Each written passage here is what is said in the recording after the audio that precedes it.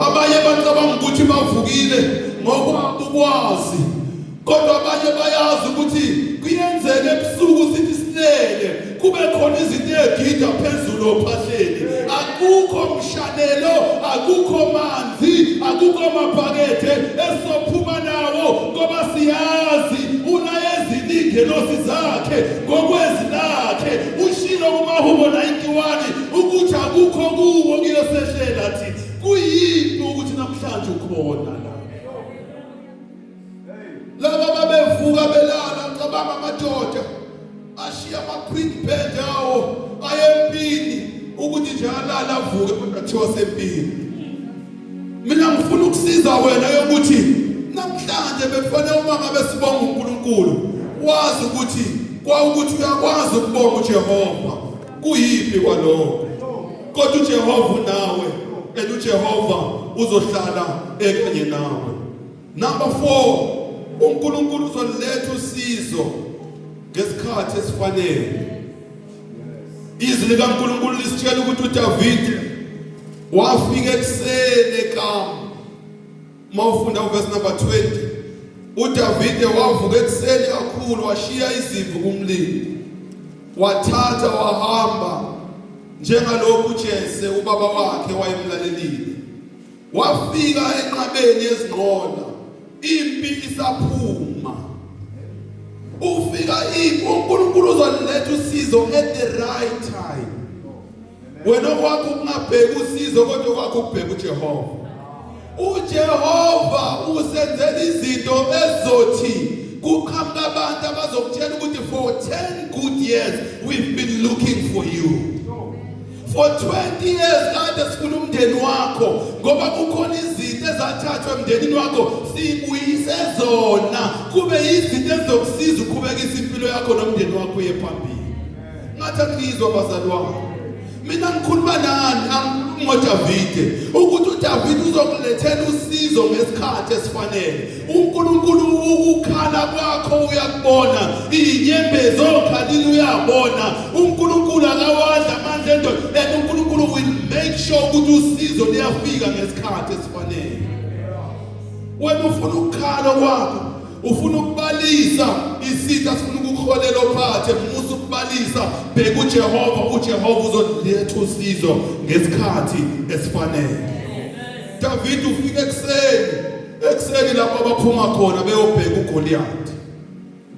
uDavid ufika ekuseni lapho abaphuma khona ukuyolalela nje indoda ibatshela ukuthi bancane kangakanani, ibatshela ukuthi bawona mthuthu kangakanani, baphindele emuva. Ungazi ukuthi noJese bafunana oshize empini, bethuma ingane ukuthi ayihambise oshize empini. uNkulunkulu uyakwazi ukuthi akulethele uMaqondana ngalesi sikhathi osutshela khona ukuthi akusalungile lutho. uNkulunkulu uyakwazi ukuthi akulethele izinto lapho khona osucabanga khona ukulahla ithemba. Let me show you one thing. Izwi likaNkulunkulu lithi abamathembayo uJehova noma laba abalindayo kuJehova bafumana amandla amasha. Uma ngabe ulinde kuJehova wadingelana amandla ngoba usukulindile. Niyayizwa le ngishoyo? Angithi usukulindile so amandla wadingelana. Okusho ngasikhathi ulindile akusho ukuthi phela nawe uhleli uthe bhaqa phansi. Kukhona okwenzayo ukuze udinga amandla amasha. So uNkulunkulu akawadla amandla akho uzokwenza ukuthi ngesikhathi esifanele ngesikhathi esifanele uMaqondana nezinto odingayo. uDavid ufika ngalesikhathi khona ebekufanele bagive up khona ukuthi hey kade sahlukana namakhosikazi ethu uNkulunkulu wabalethela uDavid. So uJehova uzokulethela nawe usizo ngesikhathi esifanele. uJehova nawe uzokulethela usizo at the very right time. uNkulunkulu afuna ukuthi usizo lufike ngalo. Number 5, number 6. Fisa ukuthi namhlanje ngithi you are well equipped. You are anointed for such time as this. Akekho ozoqhamuka kwamanye amazwe ase-Afrika. Akekho omunye ozoqhamuka emalokishini amakhulu afana noZakhewu. Kodwa namhlanje ngithi you are well equipped. Uma ngabe ngithi you are well equipped, awubuke nje nawe ukuthi nje umuhle kanje. Usungahlulwa izinto ezingakhulumi, umuhle kanje. uNkulunkulu ebeshilo ukuthi ngimnika amandla ukuthi ngiyokwenza okungaphezulu kwalokho ebengikwenza kusho uJesu. So njengoba uJesu afeeda 4,000 5,000 thina we can feed 8,000 10,000.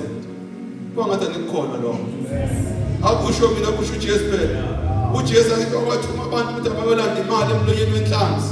Babuya hayi bazalwane ngithini manje futhi yena Jesu loyo ukuthi mina ngizokwenza okungaphezulu kwalokho engikwenzile. uJesu athi wakumsukumisa umuntu ohlakeni wathi sukuma uhambe engazange amthele ngamafutha engazange amshisela impepho.